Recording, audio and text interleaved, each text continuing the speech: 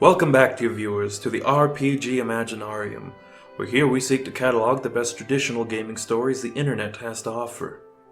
Tonight we bring you the first part of a story simply known as Shadowrun Storytime, by a 4chan user posting under the nom du jour, 2D. As usual, a link to the original story will be posted below. Okay, coming out of the Shadowrun thread at 1820-2956, since I promised the story of a legendary Shadowrun that guy. As a general rule, I really enjoy TG's tales of woe and wonderment. Enough so that I'd like to think that one of my gaming group's ongoing tales is worthy of adding to the fold. Anyone else who has Shadowrun stories, go ahead and post them too. I'd love to hear them. In particular, it is a tale of Trout, formerly called Deadman, his own personal choice of street name. Techno Ninja Extraordinaire and that guy also extraordinaire. Those of you prone to screaming weeaboo at every character concept, prepare to scream it at a character that deserves it. Ask 3 Shadowrun players what the core character roles of Shadowrun are, especially Shadowrun 4th edition, and you'll get 4 answers. However, I've got a little exercise for you, TG. For more storytelling oomph, which requires a basic consensus on the character roles. Hence, for said exercise, we will assume that there are 4 core roles: Street Samurai, Hacker, Mage, and Infiltrator. Though the team had both a rigger and a face as well, these were both half roles and thus are irrelevant in this particular instance. In brief summary, a Street Samurai is a combat monster who fucks shit up, and usually figures prominently in backup plans. A Hacker is a nerd who runs everything computer related. A Mage is your dude who does magic. No fucking shit. An Infiltrator is a guy who either ninjas or bluffs his way in to gather intel or complete mission objectives. If anyone could confirm that they're in the thread, I can move on to the next part of said exercise. Basically, we're going to play a little game, and I need someone to answer questions for this game. Excellent. Here's your part. I'm going to describe each of our player characters in order. You are going to guess what role they filled. That way, when you hit that guy, you can properly appreciate the dawning horror that filled the hearts of the GM and all of the other players. Sound good? Character 1. Real name: John Doe. Street name: Dervish, formerly Featherstep. Metatype: Orc. Dervish was a gene-engineered super soldier who woke up in an alleyway in Everett with a pair of pants, a room key to a coffin hotel, $20, and a host of comically illegal cyberbits. Experimental cyber eyes? Check. Implanted blades all throughout the body? Check. Wolverine skeleton? Check. Rocket feet? Check, motherfucking check.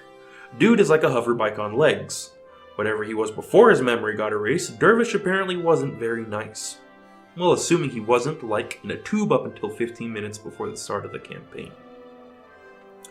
His positive qualities are mostly stuff like biocompatibility and a typo system, which makes it easier to put bioengineered parts in him, and his negative qualities involved him being an amnesiac, and having no contacts, what with probably being a brainless tube baby prior to the campaign.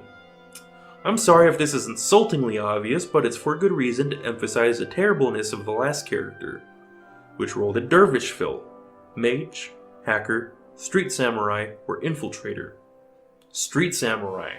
Correct. Character 2. Real name: Malcolm McWilliams. Street name: 2D.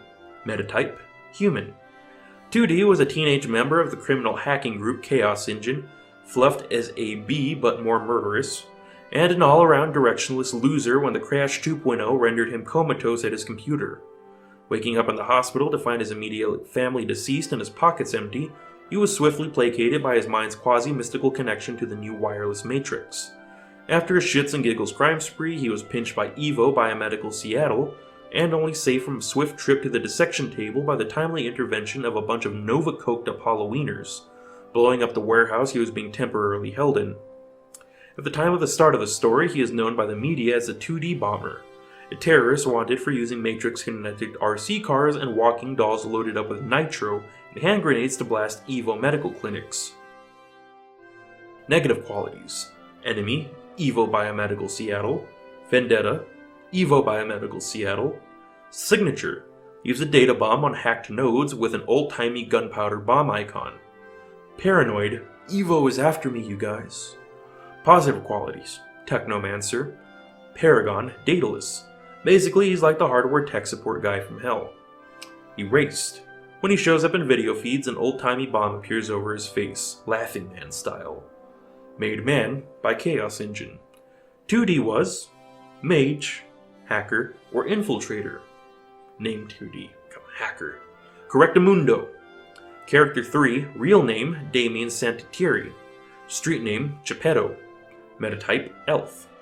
Although an unassuming suburban Italian-American white-collar Aries middle management man by day, Damien hides a terrible secret. He is actually a serial killer obsessed with ritual suicide, using mind and body puppeteering magic to orchestrate a spat of suicides and murder-suicides across Seattle. He keeps his dual life well hidden, carefully concealing his magical talent. His magic in and of itself is perverse and sinister, reflecting his nihilist beliefs. His spirits are cruel, spiteful things taking the forms of mysterious men in black, mocking fae, and whirlwinds of infernal fire. However, on the surface, he is just Mr. Sanitieri, shipping manager and neighborhood watch member, and he likes it that way. Positive qualities are mostly magic related, except for a variant on the Assassin's Creed oath, which basically swears him to secrecy. Negative qualities were mostly obsessive-compulsive stuff of the type that serial killers are prone to. Geppetto was our derp mage or infiltrator. A mage. Yep. Character 4, real name Joe Sekigahara. Street name Deadman and later Trout. Metatype Elf.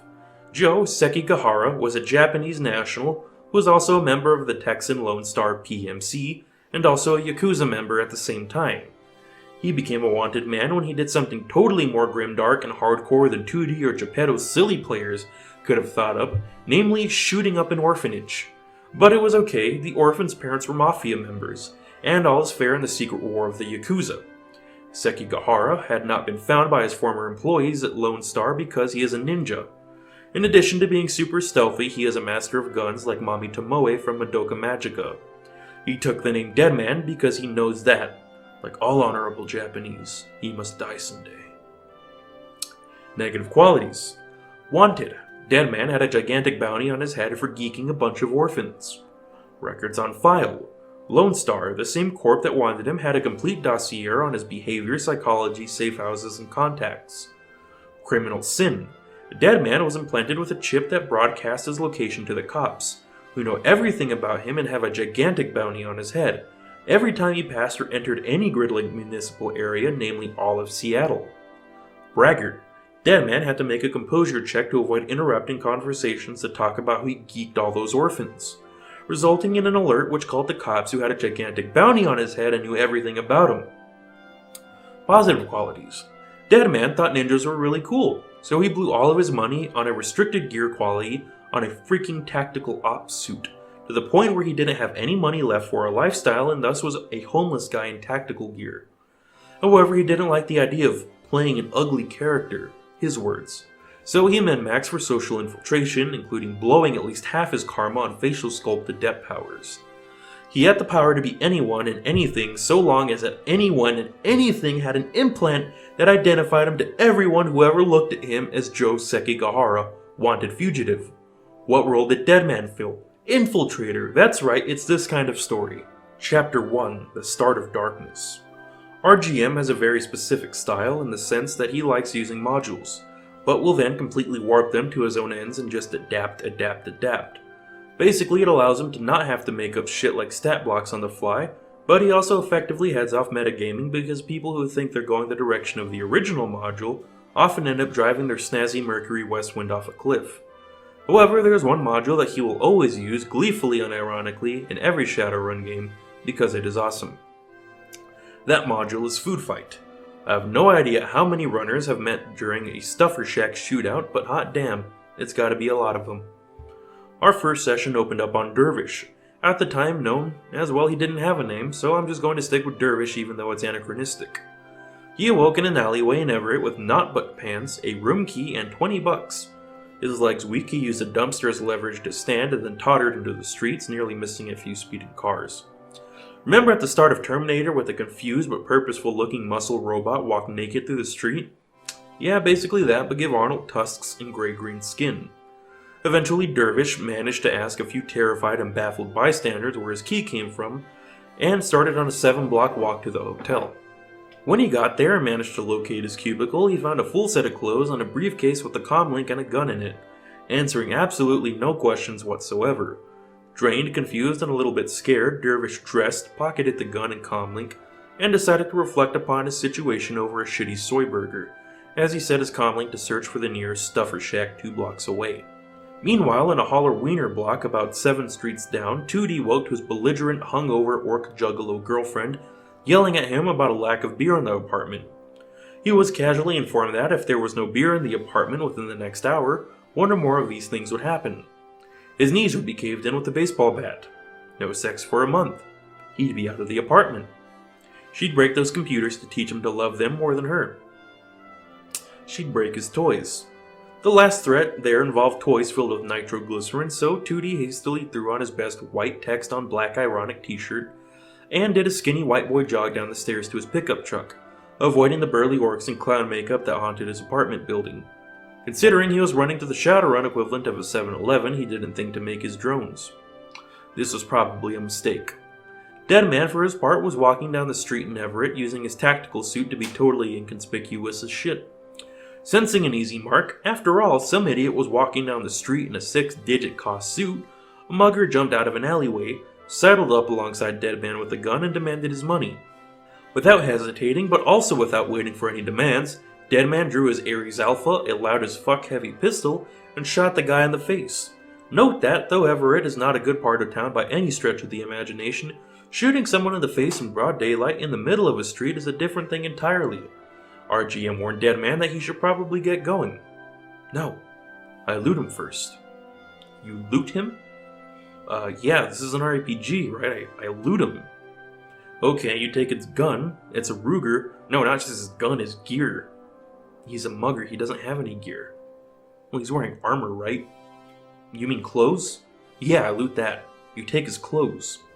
Yes. You strip the grungy-ass mugger with the hole in his face and naked. I can't sell his loot if I don't. What? The party is meeting up at a shop, right? I'll sell the loot there. In case you're wondering, we'd actually played a game with this guy before.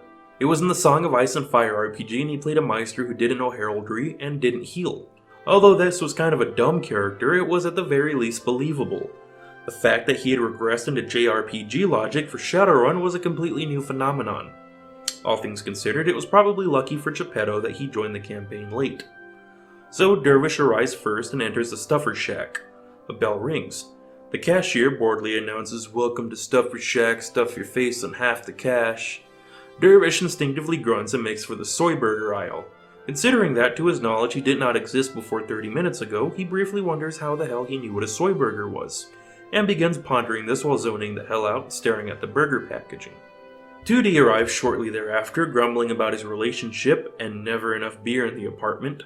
He stomps over to the drinks aisle in his clunky combat boots that he thinks are totally badass but make him look like a tool since he's 5'4" and weighs about 130 pounds.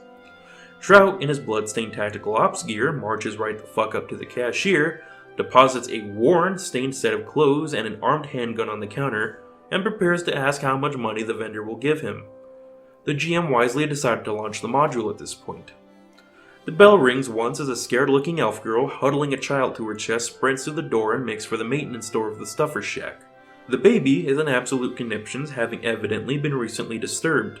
The girl looks tired but also alert and tries to melt behind the aisles as visual cover.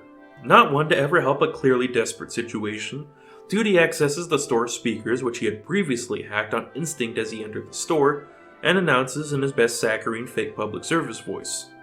"Would the mother of the child in aisle 6 please shut him the fuck up, lest the staff shut him up for you?" The girl whimpers and shrinks behind the shack stand just before 4 dudes in balaclavas, each wielding shitty barrel guns and dressed in torn second-hand combat fatigues, burst through the door and yell, "Nobody move!" Trout rolled extremely well in initiative and went first. Skipping any of the silly steps like taking cover or finding what they want, he defaults to picking the mugger's gun back up off the counter and shooting at the thugs. His shot goes wild, striking one of the arcade machines. Dervish, operating on instinct and spurred by gunshots, boosted right over the burger aisle. The thugs didn't realize what the fuck had happened until the guy who had yelled "Nobody move" fell apart in 3 chunks, arterial spray coating the plexiglass of the slidey doors. 2D did the thing that a chanter would do, namely booking it out back with the girl, where they both hid behind the Stuffer Shack's delivery van and made awkward eye contact. His eyes unfocused as he switched to his vision to that of the interior cameras. Did you hack the cameras? Shh. I also hacked the cameras. I'll let you know when it's clear, just keep that baby fucking quiet. By this point, the Stuffer Shack has turned into a punk music video with shoppers running around knocking over stands and smacking into each other. Trout firing wildly and hitting windows, displays, and the odd bystander. He had about 5 Daestra pistols, 7 with automatics, but he was using the mugger's revolver. And Dervish killing a dude per initiative pass. 2D watches giggling through the security camera as Dervish systematically tears the terrified thugs into constituent parts with his cyber blades in bare hands. You know those extremely brutal 2-dude lethal finishers from the new Deus Ex? Think that, but about twice as fast and with 4 guys. By the time the 4th guy heads pop off, 2D announces, "Oh shit," and uploads the whole vid feed to 4chan. In a chipper mood now that his day has been lightened with some seriously hardcore gore and OC to boot, 2D steps out of the back of the store clapping and cheering for the rocket-powered murder work at the front of the store. The girl slowly follows him, holding the baby tight and eyeing the ragu sauce dripping from the walls nervously. Dervish exits kill mode to see that everyone is more or less unharmed except for a random elf poser who took a bullet from Deadman, and the fact that everyone in the front of half the store is now covered in thug bits. Dude, you are the fucking bomb! Where'd you learn moves like that? I really don't know. Oh, so it's the wear then. Where'd you get the hookup? I don't know that either. Do you have a name? I don't know. 2D gave him a long, confused look. Do you have a comlink? Dervish produces comlink. One of these things? 2D grabbed his comlink from his hands, quickly unlocking it and looking through the files. It's registered to Garrett Jordan. Well, I guess that's me then. Well look, Garrett, I'm gonna put my name in your contacts, considering you evidently don't have many friends, judging by your contacts list. I feel like you'd be a useful guy to know. At this point, Dervish was thoroughly confused and was almost thankful for the sound of Lone Star sirens. In the GM's world, when the KE picked up LS Seattle contact, they also ate up the local LS branch. Deadman was less thankful for the sound of Lone Star sirens and booked it out the back at top speed. At this point, 2D wasn't a runner. He cleaned up his act a little bit as the game went on, but was almost always the loosest cannon on the team. He retired after about a year and a half of Shadowrunning to a cushy Ares spider job, but that's way later in the story. Probably later than I'll get to today. 2D and Dervish sat on the curb and prepared to give their testimony to the Star.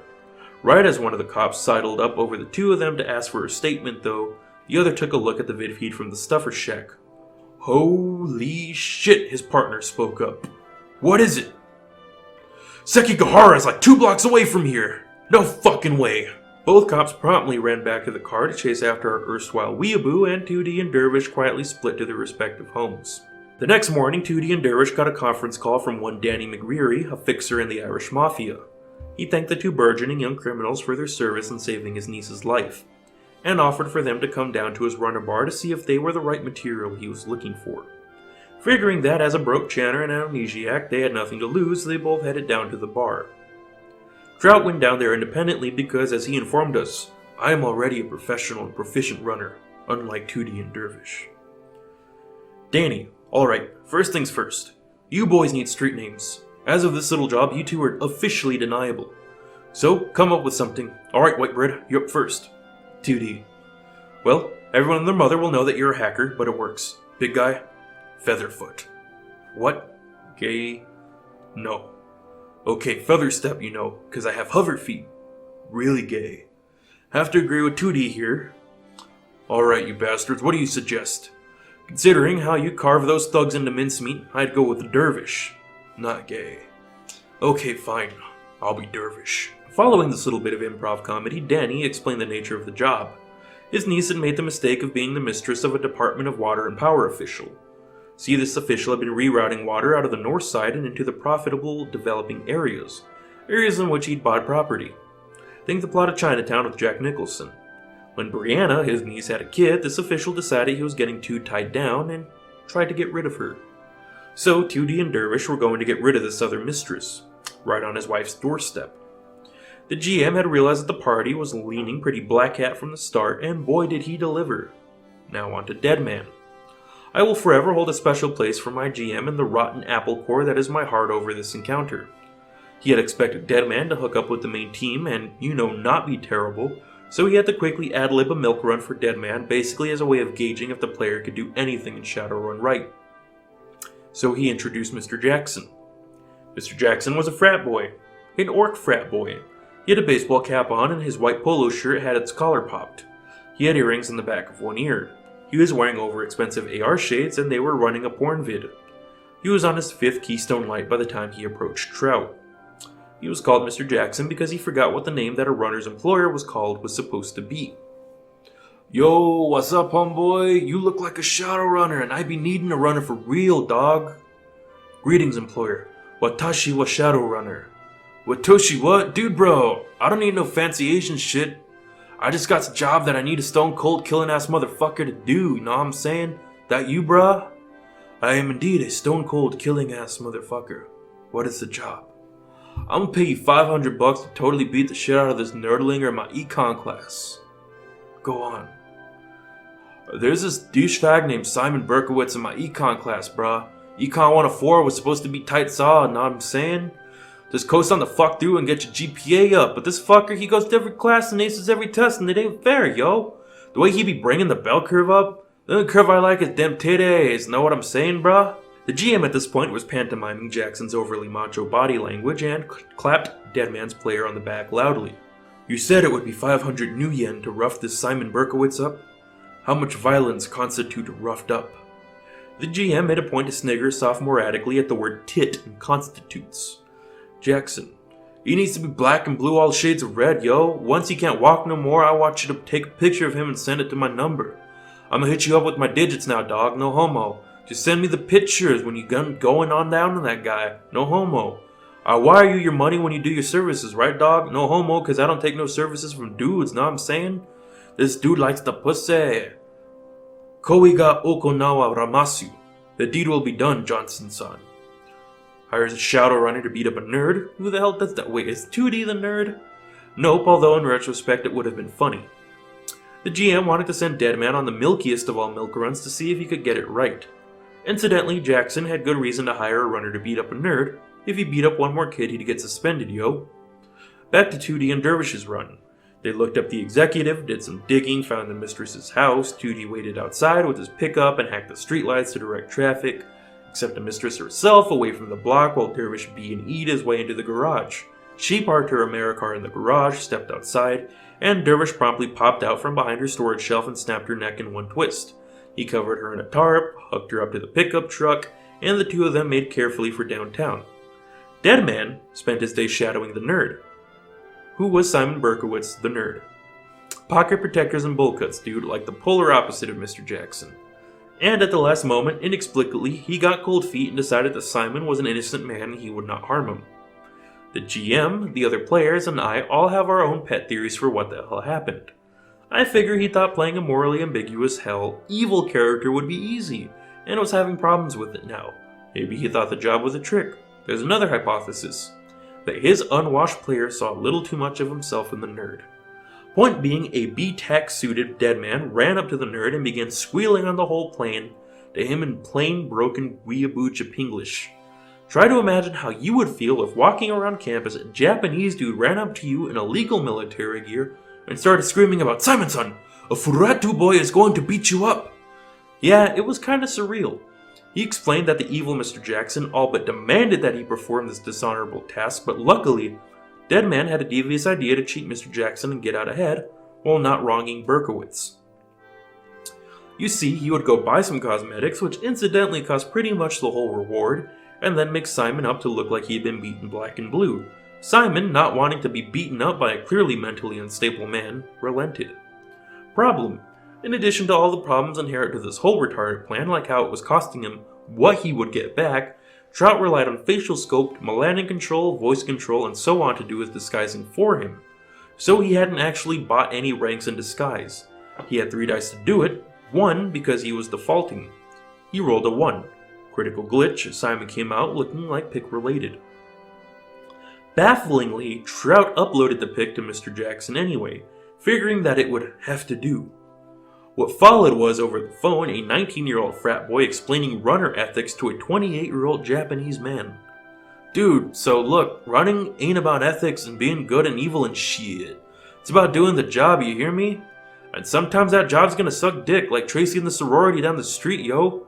Sometimes it's even gonna come back to bite your ass like Tracy's herpes. She giving head like a motherfucking angel, man. You should have been there. Point being, as a Shadowrunner, you don't got the chops to turn down a job, homie. Sure, you can pick and choose your jobs coming in, but once you say it's on, motherfucker, then that shit is on. You gotta do the job, dude. Still, it's not a complete loss because I'm sending this picture to every girl in econ class, but it's the principle of the thing, know what I'm saying? You don't get cash if you don't beat up nerds. Peace out. Meanwhile, 2D and Dervish had dumped the girl squarely at the foot of the W&P official's doorstep. 2D failed his signature check and blew out the entire building's node with a data bomb, causing emergency services to come running. The two newbie runners cheesed it out of there, heading back to the runner bar. When there, they ran into a dejected dead man, or rather he ran into them, because he had since changed his face, and even though he could recognize them, they couldn't recognize him. 2D had not by this point become paranoid enough to start checking prospective teammates for active criminal SINs. Deadman asked the other two if they were runners too and what kind of job they'd done today. Did they beat a guy up? Maybe take his things? 2D and Dervish promptly enlightened Deadman as to what they had in fact killed an innocent woman for a paltry sum and mafia goodwill. Deadman was amazed that two souls could be so truly ruthless and gave them his comp code in case they ever needed an infiltrator. It probably isn't a surprise that the next job came through to 2D and Dervish, not Deadman. The job was simple. The Johnson was a blustery pink-faced mafioso, and he explained that a small gang called the Fearmongers were muscling in on his turf. The gang consisted of Bojack, a burly Rastafarian orc who was a cybered-up veteran of the Amazonia conflict, Rager, an elf spellknack with a video game addiction, Gears, an orc rigger with a sexy custom Harley Davidson, and 4 hangers-on, one of whom was a gigantic troll named Bunny. So long as we could kill Bojack, Rager, and Gears, the others would probably split, but we needed to kill those 3 before Mr. Johnson would give us her money. Mostly for metagame reasons, we called up Deadman and promptly invited him into the job. Okay, entirely for metagame reasons. First came the legwork. We discovered fairly early on that Gears kept a regular schedule each morning, and it would be easy to hit him while he was out and about. Rager had a bad habit of playing games in Hot Sim when he felt he could get away with it, which would make him easy pickings for a Technomancer toasting. Bojack was pretty tough, but with Bunny at his side, he was basically unstoppable. Lucky for us, we discovered that Bunny was actually the brother of another one of the hangers-on, Raj. Weak link, here we go. Since no one else had any infiltration skills, we made the terrible mistake of sending Deadman to scope out Raj.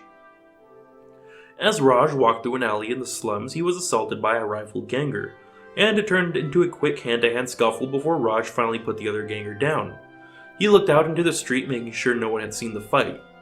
Deadman used this opportunity to begin stripping the unconscious ganger naked to sell his gear at the next vendor, while in the tack suit. So basically it looked like the ghost of the alleyway was molesting the guy. Raj promptly walked over, eyes on Deadman. Deadman did nothing because he can't see me. Raj drew a pistol and placed it against Deadman's temple.